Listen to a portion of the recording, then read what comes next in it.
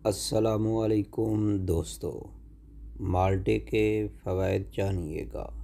माल्टा सर्दियों में सबसे ज़्यादा खाया जाने वाला फल है, जिसे मौसम सरमा के फलों का शहंशाह भी कहा जाता है।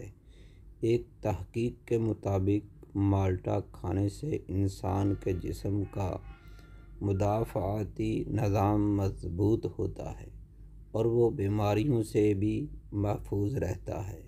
माल्टा विटामिन सी से भरपूर होता है।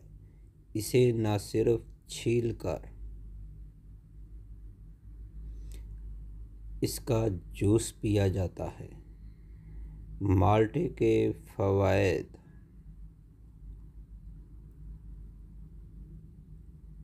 माल्टा खून पैदा करने में मदद देता है, जिससे रंगत साफ़ होती है।